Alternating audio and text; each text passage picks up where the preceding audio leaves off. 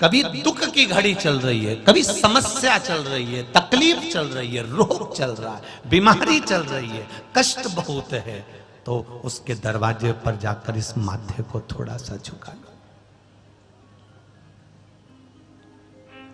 कभी कभी अगर तुमको लगे कि मेरे जीवन में बहुत बीमारियों ने मुझे घेर रखा है, तो प्रयास करा करो कि बेलपत्र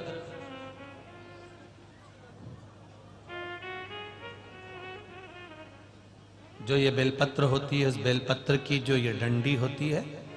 इस बेलपत्र को अशोक सुंदरी वाली जो जगह होती है वहां पर इसका चढ़ाकर डंडी का जो भाग है वो शिवलिंग की ओर हो जाए, और यहीं से जल चढ़ाते चढ़ाते चढ़ाते चढ़ाते अशोक सुंदरी से जल चढ़ाते चढ़ाते ओमकार जैसा, ओमकार जब हम अशोक सुंदरी से चालू करेंगे तो वो जल पहले गणेश जी के पास जाएगा, फिर वापिस अशोक सुंदरी के पास आएगा, अशोक सुंदरी से कार्तिकेय के पास जाएगा, कार्तिकेय से महादेव के पास जाएगा। ऐसा ओमकार जैसा जल, जब तुम्हें लगे कि बीमारी बहुत घेर रखी है और बहुत बीमारी ने घेर लिया, कोई किडनी, कोई लीवर, कोई बहुत शरीर में कष्ट, कोई रोग बीमारी, या कहीं तुमको ऐसा लग रहा है कि मेरा गर्भ 20 साल हो गए, 22 साल हो गए, संतान नहीं, तब भी इस प्रयोग को जरूर करिएगा। डंडी का मुख शिवलिंग की ओर, पत्ती का मुख अशोक सुंदरी की ओर, जल चढ़ाते समय अशोक सुंदरी से धार चालू कर कर गणेश जी पर, गणेश जी मालूम है ना सबको कहां गणेश जी होते हैं, कहां कार्तिकेय होते हैं, एक बार समझ लो उसको भी अच्छे से।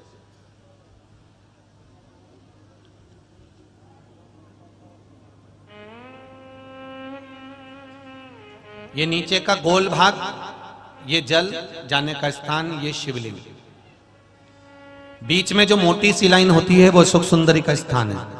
शंकर जी के राइट में जहां से पानी नीचे गिरता है उसके कोने पर गणेश जी का स्थान, इधर कार्तिकेय का स्थान,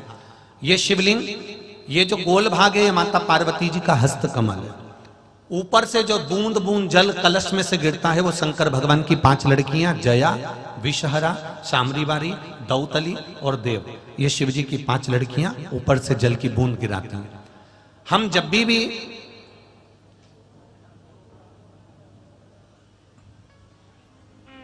अगर इस कार्य को कर रहे हैं तो बेलपत्री जो चढ़ा रहे हैं वो अशोक सुंदरी वाली जगह पर बीच में चढ़ा दिया, डंडी का मुंह किधर हो,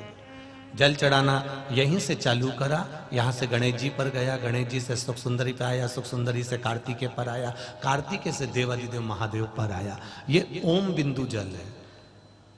इसको हरिओम जल भी कहता है।